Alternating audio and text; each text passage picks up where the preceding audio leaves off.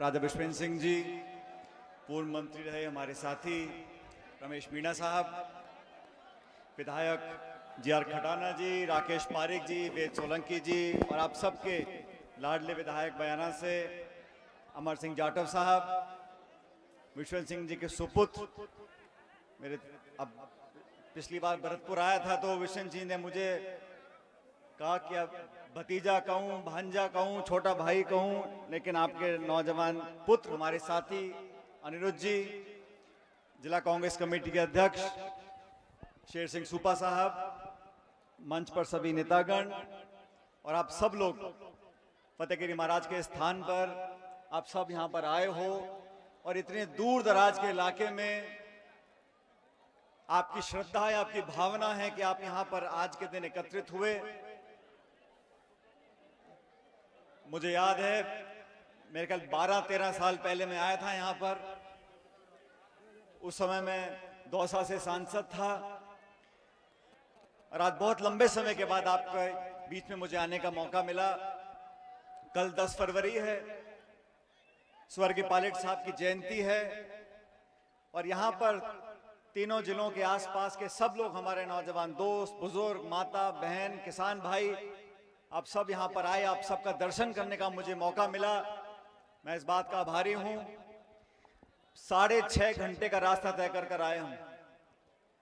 बस्सी, दौसा, महुआ, भुसावर, बैर, बयाना और फिर यहां पर आते आते पूरे पेट का पानी हिल गया। ये जो रास्ता है कच्चा रास्ता है, लेकिन श्रद्धा थी, यहां पे आने का संकल्प था, आप सब लोगों से मिलने का मन था। हम तमाम साथीगण आपके बीच में यहां पर आए हैं। मैं आप सबको प्रणाम करता हूं और आप सब ने हमेशा की तरह आज भी अपना आशीर्वाद दिया, उसके लिए मैं धन्यवाद करना चाहता हूं।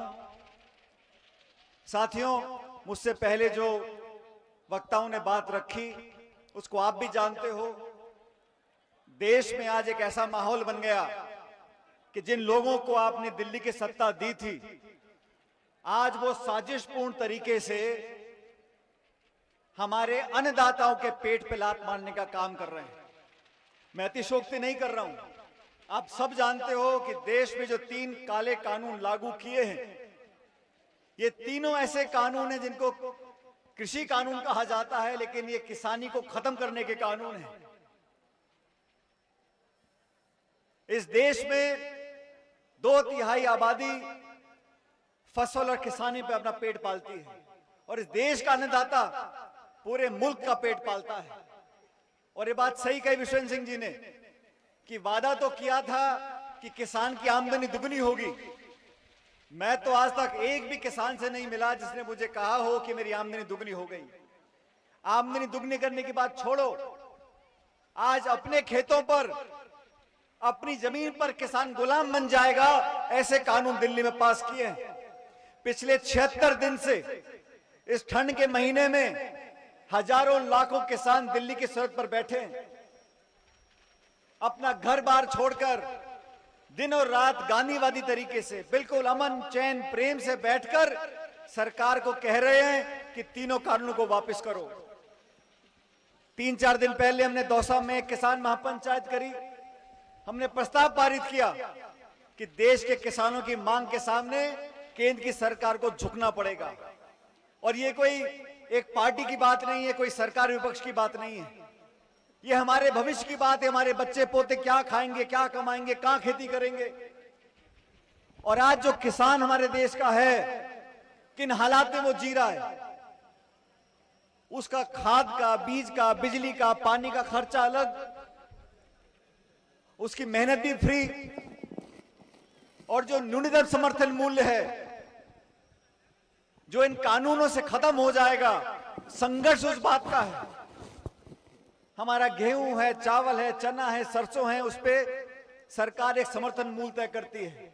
जब बड़े बड़े 5-6 उद्योगपति माल खरीदना चालू कर देंगे तो पहले 1-2 साल तो माल दाम आपका ढंका देंगे, फिर बोलेंगे साहब ये अनाज मोटा है, काला है, टूटा हुआ है, भारी है, और माल खरीदना बंद कर देंगे। बयाना का छोटा किसान जो 4 बीघे में खेती करता है, वो 10 बोरी अनाज लेके चंडीगढ़, पंजाब, बंगलोर, बंबई जाएगा और वहां पे धन्ना सेठ ने माल नहीं खरीदा, माल खरीद के पैसा नहीं दिया, आप किसका दरवाजा खटखटाओगे? इन कानूनों में कोई प्रावधान नहीं है कि किसान का हित सुरक्षित है।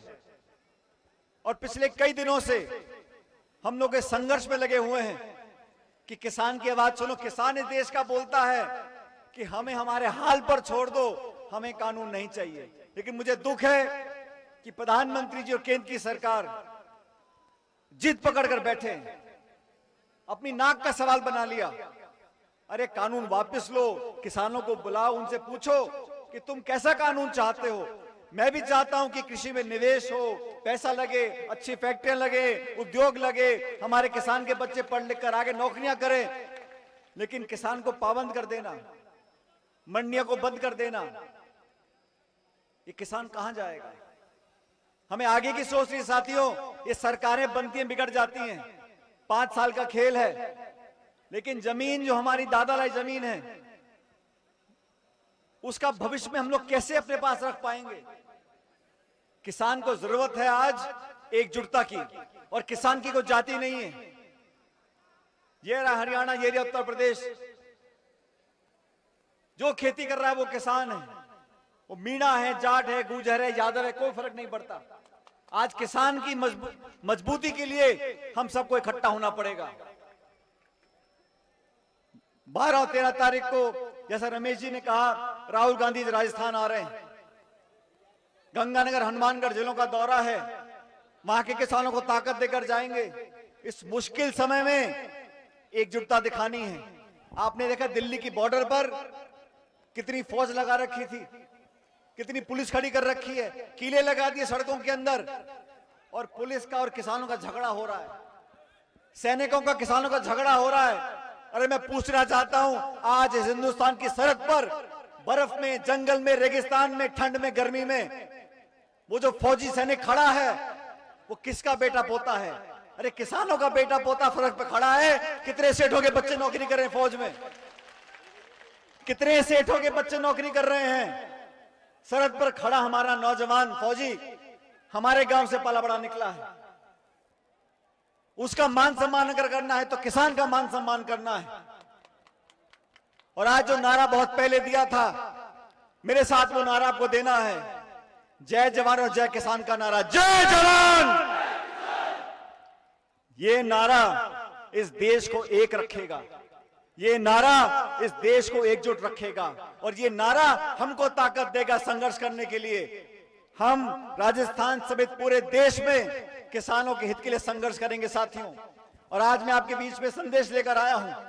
हमने मुहिम छेड़ी है, ये महात्मा गांधी का देश है, ये प्यार, भाईचारा, मोहब्बत, आपस में प्रेम रखने वाला हमारा देश, हमारे संस्कार, हमारा इतिहास है। उसी परंपरा को आगे बढ़ाएंगे, गांधीवादी तरीके से, अहिंसात्मक तरीके से, शांति और प्रेम से सरकार को मजबूर करेंगे कि तीनों कानून वापस लो, किसान को बुलाकर बात करो, किसान क्या चाहता है उसकी मदद करो, और फिर नए कानून बनाओ।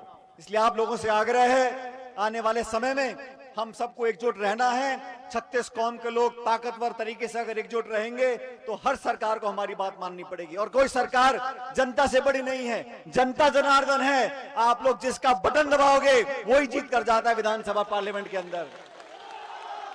इसलिए आज मैं धन्यवाद देना चाहता हूं सभी आयोजकों को कि आपने यहां पर हमको आमंत्रित किया। दूर दराज के इलाके में बहुत सालों बाद मुझे आने का मौका मिला, और जो पहले यहाँ जो चेहरे में देख रहा हूं, जो बहुत नौजवान थे, आज थोड़े थोड़े बुढ़िया गए, और नए नए चेहरे देखने को मुझे मिल रहे हैं। नौजवानों का जोश हमें ताकत देता है।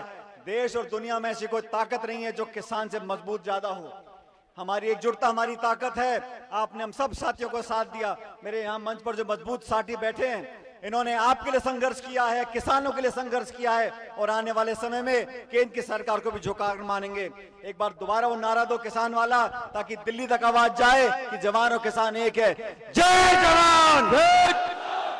माता बहनों से वो आप भी बोल दो, आपके बेटे पोते हैं। आखिरी नारा दे रहा हूं, जोर से बोलना, ताकि यहां पर हम सब का आना कामयाब हो जाए। जय जवान! जय किसान! बहुत बहुत धन्यवाद। राम राम साहब। एक मिनट, ये बच्ची खो गई किसी की। ये 1 मिनट सुन लो भाई, सुन लो। ये बच्ची खो गई है, काऊ की कौन की है?